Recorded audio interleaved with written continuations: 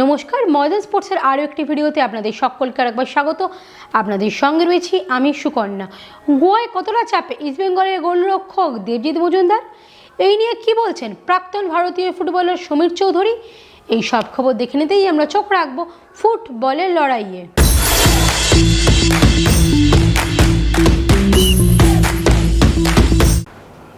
সন্দীপ নন্দীর আচমকা পদত্যাগ নিয়ে ময়দান এখন সরগরম, আর এতে কাঠগোড়ায় দাঁড় করানো হচ্ছে মাঝখান থেকে দেবজিৎ মজুমদারকে।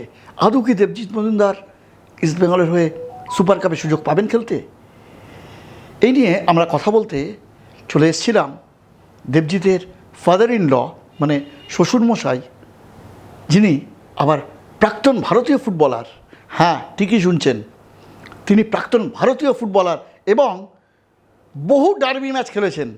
তিনি আর কেউ নন, তিনি আমাদের অতি পরিচিত ফুটবলার সমীর চৌধুরী। ইস্টবেঙ্গলের এরকম পরিস্থিতি কীভাবে ব্যাখ্যা করবে, মানে আচমকা কোচ, গোলরক্ষক কোচের পদত্যাগ করা, কীভাবে এটাকে ব্যাখ্যা করবে? ময়দান স্পোর্টসকে আমি ধন্যবাদ জানাচ্ছি, প্রীতি ও শুভেচ্ছা দীপাবলির। আর যারা ময়দান স্পোর্টসের যারা দর্শক আছে তাদেরও আমি দীপাবলির প্রীতি ও শুভেচ্ছা জানাচ্ছি। তা এক্ষেত্রে যে খেলাগুলো হচ্ছে, খেলাগুলো মোটামুটি ঠিকই আছে, কিন্তু যেটা ঘটনাটা ঘটেছে, যেমন হচ্ছে কি সন্দীপ নন্দী যে পদত্যাগ করলো, এই ঘটনা আমি খুব ব্যথিত। কেননা এই জন্যেই বলছি যে ঘটনাগুলো ঠিক মতো পরিচালনা হয়নি। আর একটা হেড অফ দ্য ডিপার্টমেন্টে কোচ থাকে। আমাদের সময় যেমন পিকে ব্যানার্জি, অমল দত্ত ছিল, তখন কিন্তু এরকম পরিস্থিতি দেখিনি, এরকম গোলকিপারও কোচ ছিল না। যাই হোক, ওই পরিস্থিতিতে আমি তো অনেক ডার্বি ম্যাচ খেলেছি, আমার এখন তো বলার সময় নয়। তাই ভীষণ আমি ব্যথিত হয়েছি ইস্টবেঙ্গল হেরে যাওয়াতে। প্লাস হচ্ছে সন্দীপ নন্দী পদত্যাগ করেছে, সন্দীপ নন্দী যে জন্যে পদত্যাগ করেছে, এটা কিন্তু আমার কাছে খুবই খারাপ লেগেছে। যাই হোক, ওর তো দোষ নয়। যখন একটা কোচকে এই ধরনের অভিযোগ নিয়ে সে যখন ইস্তফা দেয় এবং দেবজিৎ যেখানে মিডলম্যান, সেই জায়গাতে মানে কীভাবে আপনি বিষয়টা দেখছেন? হ্যাঁ, স্বাভাবিক, এটা সত্যিই খারাপ লাগে। কিন্তু দেবজিৎ, আমি খেলা দেখেছি, আমি অনেক প্লেয়ার গোলকিপারের সঙ্গে খেলেছি, ভাস্কর গাঙ্গুলি, প্রতাপ ঘোষ, অতনু ভট্টাচার্য, বা এদিক দিয়ে দেবাশিস মুখার্জি, তনুময় বোস, প্রতাপ ঘোষ, আমরা ইন্ডিয়া টিমে ছিলাম। তা এরকম অবস্থাটা আমি কোনোদিনও দেখিনি। দেবজিৎকে যে নামালো, মানে খুব খারাপ লাগছে। ওকে কাঠগড়ায় দাঁড় করিয়ে দিল। ওকে যদি প্রথম থেকে খেলাতো, বা গিল খেলছিল সেদিন, ভালো, খারাপ না, কিন্তু গিল হিসাবে আমি পছন্দ করি না। বা গিল অ্যাজ এ গোলকিপার ঠিক আছে, কিন্তু দেবজিতের থেকে ভালো নয়।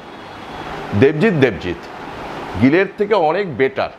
এমন অবস্থা হয়েছে যে দেবজিৎ ভালো খেলেছে, তারপরের দিন আবার বসিয়ে দিয়েছে। এটা ইস্টবেঙ্গলের কোচের ঠিক মানে পরিচালনা করা ঠিক হচ্ছে না। ও কি গিলকে বেশি ভালোবাসে মনে হয়।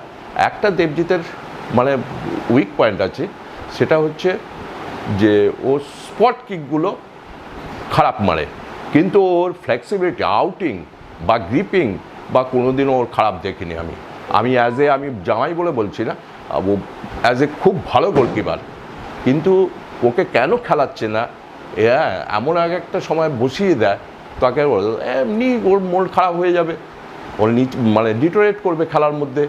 ও কিন্তু অনেক কিছু গেম খেলেছে, যেমন মোহনবাগানে খেলেছে, ইস্টবেঙ্গলে খেলেছে, মোহনবাগানে গ্লাভস পেয়েছে, অনেক কিছু পেয়েছে।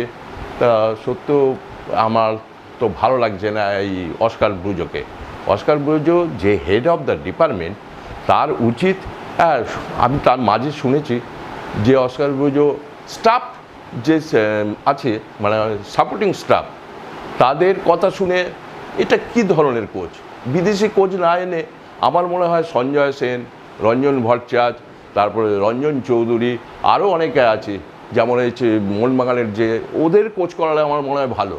এদের কোনো সিলেকশানের কি ব্যাপার আমি বুঝতে পারলাম না। হঠাৎ করে সারাক্ষণ গিল খেললো, তারপর টাইব্রেকারে নিয়ে গিয়ে ওকে খেলালো, আমি বুঝতে পারছি না। এটা খুব বাজে জিনিস করেছে। হ্যাঁ, আর হেড অফ দ্য ডিপার্টমেন্টে হচ্ছে কি অস্কার ব্রুজো, সে যা বলবে তাই হবে। এখন বলছে যে আমার কোচিং স্টাফের কথা শুনতে আমি চাই না, কোচিং স্টাফরা যা বলেছে তাই করেছি। কেন তুমি করবে? হ্যাঁ, আমাদের সময় একটাই বিদেশি কোচ ছিল, মিলনের সময় ছিল আমরা ইন্ডিয়া খেলেছি, কিন্তু আমার এই কোচেরদের পছন্দ নয়। কেননা এই জন্য আমাদের এর থেকে শ্যামতাপ ভালো ছিল, হ্যাঁ, তারপর সঞ্জয় সেন খুব ভালো কোচিং করে, এদের নিয়ে আসলে আমার মনে হয় এরা, হ্যাঁ, সুভাষ ভৌমিক, আবেগই বোঝে না যে ইস্টবেঙ্গলের আবেগ কী, মোহনবাগানের আবেগ কী, তো সেখানে ওরা বুঝতে পারছে না। তো এটা তো খুব ভুল কাজ করেছে। আর এখন কাঠগড়ায় দাঁড়িয়ে দিয়েছে দেবজিৎকে, এটা তো আমার পছন্দ না। তুমি কেন সাপোর্টিং স্টাফদের সামনে, আমি যা শুনেছি বা পেপারে দেখেছি, তো অস্কার বুঝে বলছে সাপোর্টিং স্টাফরা বলেছে যে আমি শুনেছি, আবার পরবর্তীকালে বলছে যে আমি সাপোর্টিং স্টাফদের কথা শুনলাম কেন, এটা আমার কাছে বাজে হয়েছে। এটা কি, এটা দেবজিতের মনের দিক দিয়ে দুঃখ পাচ্ছে না? আর যখন নামছে আমাদের পিকে ব্যানার্জি, আমরা অনেক ডার্বি ম্যাচ খেলেছি, আমার মনে আছে ডার্বি ম্যাচ একটা মনে হচ্ছে মোহামেডান সঙ্গে ইস্টবেঙ্গলের 2-1 বলে জিতেছি আমরা, তা ওই সময় কিষাণু দেখে বসিয়ে রেখেছিল। তা পিকে ব্যানার্জি বললো কিষাণু নাম, আর কিষাণু নামার আগে বলে দেখ আমরা হারছি, তুই যেভাবেই হোক জিততে হবে। ওই মানে উদ্বুদ্ধ করেছে পিকে ব্যানার্জি, কীভাবে উদ্বুদ্ধ করেছে। সেই সময় কিষাণুদের নেমে একটা সেই বাটারের মধ্যে যে ছুরি চালানোর যে পাস, সেই পাস থেকে দেবাশিস রায় আর বিকাশ পাজি গোল করেছে, তা আমরা জিতে গেলাম।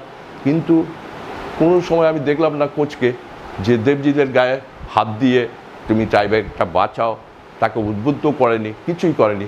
শুনলাম যে উল্টে তাকে বলেছে যে তুমি মানে তুমি যে নামবে তুমি তুমি যেতে পারবে তো। হ্যাঁ, মানে এটা কি এই কোশ্চেনের মধ্যেই তো, এই কোশ্চেনটা কেন করেছে, ওর তো মোরালিয়া ওর পিছিয়ে যাবে। তুমি তখন বলতে পারো দেখো দেখিয়ে দাও আমি টাইব্রেকারটা বাঁচিয়ে, কিন্তু ও টাইব্রেকার অনেক বাঁচিয়েছে, অনেক করেছে। আরেকটা আমার মনে হচ্ছে আইএফএসিল আমরা জয়েন্ট চ্যাম্পিয়ন হয়েছিলাম, আমি তখন এরিয়ান্সে থাকি, শিবাজি ব্যানার্জি বলে বেস্ট টাইব্রেকার, সেই সময় কিন্তু শিবাজি ব্যানার্জিও গোল খেয়েছে। আমরা ইস্টবেঙ্গলে মোহনবাগানকে হারিয়ে ইস্টবেঙ্গলের সঙ্গে জয়েন্ট চ্যাম্পিয়ন হয়েছিলাম। তা টাইব্রেকারটা খেলার মধ্যে পড়ে না, সেরকম খেলার মধ্যেই পড়ে না। টাইব্রেকারটা হয়েছে। এবার মিরাকেল ভাবে যদি বাঁচাতে পারতো তাহলে দেবজিৎ হতো, মিরাকেল ভাবে যদি বাঁচাতে পারতো। ওর কিছু করার নেই, সারা খেলায় গোল হয়েছে, ইস্টবেঙ্গলও ভালো খেলেছে, মোহনবাগানও খেলেছে, কিন্তু খেলার মধ্যে অতটা মাল ছিল না। অস্কার ব্রুজো যেভাবে কোচিং করছে আর যেভাবে সিলেকশন করছে, আমার তো মনে হয় ভালো লাগছে না। আপনার সঙ্গে কি দেবজিৎ মজুমদারের কথা হয়েছে, গোয়া থেকে কথা হয়েছে, এবং ওর কি মনের অবস্থা কি বুঝলেন? না, আমি খেলা সম্বন্ধে দেবজিৎকে কিছু বলি না, কেননা দেবজিৎ যথেষ্ট ভালো প্লেয়ার। আমার কাছে খুব, আমার জামাই বলে বলছিলাম, দেবজিৎ সত্যিই অনেকগুলো ভালো বল বাঁচিয়েছে। আমি তো অনেক গোলকিপারের সঙ্গে খেলেছি। তা এই জায়গায় এই যে টাইব্রেকারটার জন্য ওকে কাঠগড়ায় শুধু দাঁড় করাচ্ছে। হ্যাঁ, ওর অনেক ফিউচার আছে, কিন্তু ইস্টবেঙ্গলে এসে দেখলাম ভালো খেলছে, তারপরেও দেখছি গিলকে নামাচ্ছে।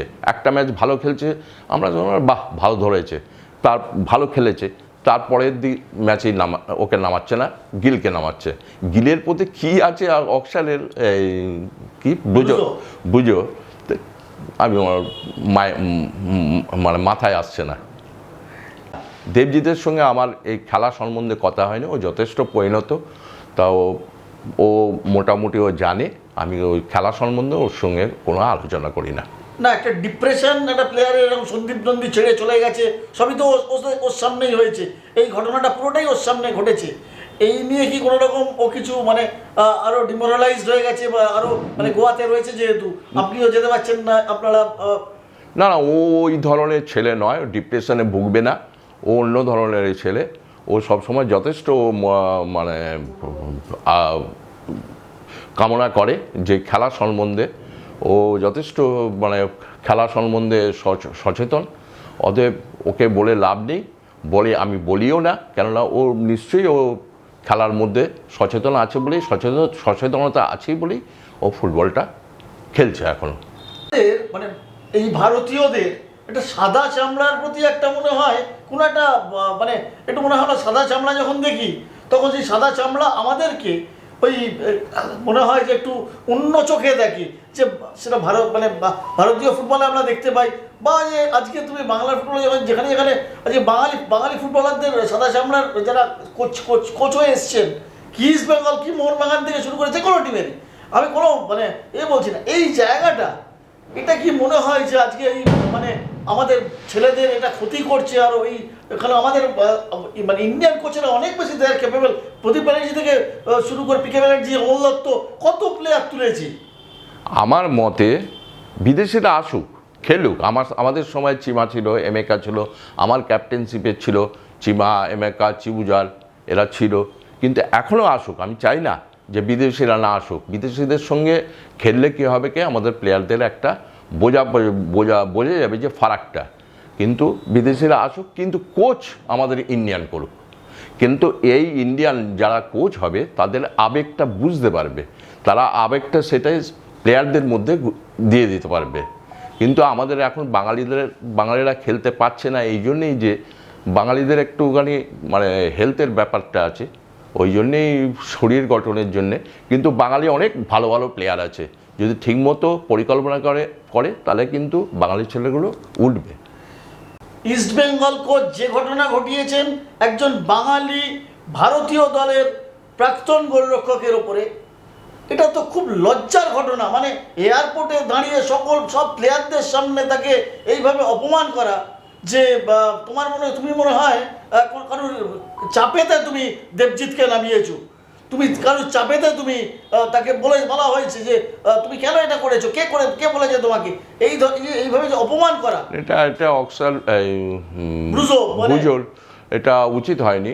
যে এই ঘটনাগুলো ঘটছে, যাদের ওদের স্পোর্টস স্টাফ আছে, যাদের স্টাফরা নিজেদের মধ্যে একটা ঘরে আলোচনা করতে পারতো যে এটা আমাকে না বললে হতো। কিন্তু এটা পুরো মিডিয়ার সামনে বলাটা ঠিক হয়নি। এটা কি হবে কি, প্লেয়ার ছিল, তাতে সন্দীপ নন্দীর আঘাত লেগেছিল যে আমি গোলকিপার কোচ আমাকে এরমভাবে বলছে, এটা তো ঠিক করেনি আমার মনে হয়। তা সে আসিয়ান জয়ী দলের সদস্য, সে ইস্ট বেঙ্গলের আসিয়ান কাপ জয়ী দলের সদস্য। সেখানেতে আজকে প্লেয়ার আজকে শুরু করে নবী থেকে শুরু করে অ্যালবিটো থেকে শুরু করে সকলে বলছে যে এই ধরনের ঘটনা এটা একটা সাদা চামড়া বলেই আমরা ওই তাদের প্রশ্রয়, এটা কি এই কোচেরা, এটা কি ক্লাবের প্রশ্রয়ে এগুলো এগুলো কি মনে হয় যে ক্লাবের প্রশ্রয়ের জন্য এগুলো ওরা পেয়ে যাচ্ছে? এটা বলতে পারছি না। তা ক্লাবে আমি যাই, আমাদের মোহনবাগান ডে ডাকে, মোহনবাগানের ক্লাবে যাই, ইস্টবেঙ্গল ডেতেও ডাকে, আমি ইস্টবেঙ্গল ডেতে যাই। কিন্তু ক্লাবের পরিচালনা আছে নাকি জানি না। তা ক্লাবে যখন যাই তখন বলি যে এই ব্রাইটকে নাও, এই নাও, ওই নাও, আমার মনে হয় ইস্টবেঙ্গল ক্লাবটা ভালো হবে। কিন্তু ওরা বলে আমাদের হাতে এগুলো নেই, আমাদের হাতে নেই। তাও আমি ক্লাবের ব্যাপারে পরিচালনা যারা করছে তাদের নামে আমি কি করে বলবো। তা যাই হোক, অস্কার বুজো যে কাজগুলো করছে আমার ভালো লাগছে না। কেননা উনি বিদেশি কোচ হতে পারে, কিন্তু আমাদের ইস্টবেঙ্গল মোহনবাগানের যে আবেগ সেটা বুঝতে পারছে না। আর যেভাবে সন্দীপ নন্দীকে অপমান করেছে, এটা ঠিক নয়। এটা আমাদের মধ্যে পিকে ব্যানার্জিও করতো না, আমাদের সময় তো গোলকিপার কোচ ছিল না, পিকে ব্যানার্জিরই সব হেড অফ দ্য ডিপার্টমেন্টে, অমল দত্তও হেড অফ দ্য ডিপার্টমেন্টে। এখন নতুনত্ব এসছে, গোলকিপার কোচ হবে, ডিফেন্স কোচ হবে, ফরওয়ার্ড কোচ হবে। হ্যাঁ, তা এখন জানি না কী জন্যে সন্দীপ নন্দীকে করলো। তুমি হেড অফ দ্য কোচ, তো তুমি ডিসিশনটা নাও। তুমি সন্দীপ নন্দীর নামে বলবে কেন, আর একটা লোকালয়ে বলবে কেন? সেটা তো বলা উচিত নয়। তুমি যখন বলবে, তোমার কোচ, সাপোর্টিং স্টাফ যারা আছে তাদের ডেকে নাও, ডেকে নিয়ে তারপর তুমি আলোচনা করো। কিন্তু মিডিয়ার সামনে, লোকের সামনে অপমান করা, এটা বি রেসপেক্ট ইউ রেসপেক্ট। তুমি যদি রেসপেক্ট না করতে পারো, তুমিও রেসপেক্ট পাবে না। হ্যাঁ, তুমি যদি একজনকে সম্মান করতে হবে, সে as a coach, Sandeep Nandi as a coach, হ্যাঁ, তোমাকে কোচিং গেছে, তাকে তুমি লোকের সামনে, প্লেয়ারদের সামনে অপমান করছো, এটা ঠিক নয়। সন্দীপ নন্দী যে কাজটা করেছে আমার মনে হয় ঠিক করেছে, চলে আসা উচিত। কারণ যেখানে আমার সম্মান নেই সেখানে আমি থাকবো কেন? আমিও যদি থাকতাম কোচ, আমাকে যদি সম্মান না করতো, আমার করতো, তাহলে আমি চলে আসতাম। আর হেড অফ দ্য কোচই ডিসিশন নেবে। তুমি তো হেড অফ দ্য কোচ, তার থেকে তো তুমি ডিসিশন নেবে। তুমি একজন কোচের সম্বন্ধে তুমি কি করে বলো? জায়গা থেকে আরেকটা প্রশ্ন, যে সুপার কাপে ইস্টবেঙ্গল 25 তারিখ অভিযান শুরু করছে, এই ঘটনা এটা কি কোনো রকম ইম্প্যাক্ট পড়তে পারে ইস্টবেঙ্গল টিমের মধ্যে সুপার কাপ খেলতে নেওয়ার আগে? হ্যাঁ, পড়তে পারে, কিন্তু প্লেয়াররা প্রফেশনাল, প্লেয়াররা সেটার দিকে নজর দেবে না। কিন্তু একটা তো ঘটনা ঘটেছে, সেই ঘটনা তো সব প্লেয়ারদের মধ্যেই একটা আলোচনা হবে, তাতে ইম্প্যাক্ট ঘটনাটা হবেই। 31 তারিখ আবার ডার্বি, সুপার কাপে মুখোমুখি ইস্টবেঙ্গল মোহনবাগান। এই ম্যাচে যে গোলকিপারই খেলুক না কেন, স্যার কি মনে হয় যে চাপ থাকবে? কারণ আমার এইরকম ঘটনা তো ঘটে গেছে এর আগের ডার্বিটাতে, একটা গোলকিপারকে নিয়ে গোলকিপার কোচ পদত্যাগ করেছে। Back of the mind, back of the frame, যে কোনো সিচুয়েশনে। তো আপনার কি মনে হয় না যে এরকম মানে তার যে কোনো গোলকিপারের যারা... হ্যাঁ, চাপ তো থাকবেই। হ্যাঁ, চাপ তো থাকবেই। একটা সাধারণত এরকম ঘটনা ঘটে গেছে, যেই ঘটনাটা ঘটার কোনো কাজ নয়। আর যখন হেরে গেছে এই স্টল নিয়ে তো আলোচনা করার কোনো দরকার নেই। ফুটবলাররা হচ্ছে কি, আজকে আছি আমি, কালকে ভালো খেলে সেই জায়গায় আমি বলতে পারি যে না, আমরা আবার ফিরে আসব। কিন্তু এইটা ফুটবলারদের মধ্যে থাকে, যদি থাকে তাহলে ঠিক আছে, আর না হলে তো একটা চাপ থাকবেই। সুমিত দা, আপনি বহু ম্যাচ খেলেছেন অ্যাজ আ প্লেয়ার, আপনি ইন্ডিয়া টিম খেলেছেন, আপনি ইন্ডিয়া খেলেছেন শুধু না, আপনি এই ইস্টবেঙ্গল মোহনবাগান ডার্বি, বহু ডার্বি খেলেছেন। তো এই জায়গা থেকে দাঁড়িয়ে একটা মানে টিমের কি মানে মনোবল এই মুহূর্তে, আপনি যদি এখন দেবজিৎ আপনার সাথে যদি ফোনে ডার্বির আগেই বলুন বা সুপার কাপের প্রথম ম্যাচে খেলতে নেওয়ার আগে যদি কথা বলে, আপনি কি পরামর্শ দেবেন? আমি বলবো, সবসময় বলবো, দেখো মানে অতীত ভুলে যাও, যা হয়েছে বর্তমান নিয়ে ভাবো, বর্তমানে কি করতে হবে এটা নিয়ে ভাবো। বর্তমানে এটা সব প্লেয়ারদের মনেই থাকে। অতীত ভুলে গিয়ে যদি বর্তমানে যে পজিশানে আছি সেইটা নিয়ে ভেবে আমাদের এগিয়ে যেতে হবে। এখন সেই জায়গায় আমি দেবজিৎকে বলবো যে দেবজিৎ, মন খারাপ করো না। হ্যাঁ, জানি না ও মন খারাপ করবেও না, ওই টাইপের ছেলে নয়, ও ভীষণ স্ট্রং ছেলে। হ্যাঁ, তা সত্ত্বেও আমি বলবো যে তোমাকে যদি খেলা, তুমি আবার সেই আগের যে ফর্মে আছো সেই ফর্মেই ফিরে আসো, আর ইস্টবেঙ্গল জিতুক। এইটা যদি মনের মধ্যে রাখে, এইসব ঘটনাগুলো যদি মনে রাখে, তাহলে ইস্টবেঙ্গল অনেকটাই পিছিয়ে পড়বে। সুমিতা, মানে শেষ প্রশ্ন এটা, যে দেবজিৎ মজুমদারকে কি মনে হয় আপনার, ব্রুজো কি আর সুযোগ দেবেন? হ্যাঁ, এই জায়গাটাই হচ্ছে বড় কোশ্চেন, যে সুযোগ দেবে কি দেবে না, সেটা দেবজিতের উপর নির্ভর করছে। দেবজিৎকে আমি বলবো যে তুমি ভেঙে পড়ো না, অনেক খেলা আছে, এই খেলার মধ্যে তোমাকে থাকতে হবে। হ্যাঁ, আর খেলা কখনো শেষ হয় না। ফুটবলাররা হচ্ছে বীর পুরুষ যেরকম হয় সেরকমই বীর পুরুষের মতো ব্যবহার রাখতে হবে, বীর পুরুষের মতো খেলা রাখতে হবে। অতএব তোমাকে ভাঙলে চলবে না। আর এটা হচ্ছে কি অস্কার বুজের ব্যাপার। অস্কার বুজো যদি নামায়, ও সত্যিই ও ভালো খেলবে। অসংখ্য ধন্যবাদ সমীর চৌধুরীকে আমাদের মূল্যবান সময় দেওয়ার জন্য।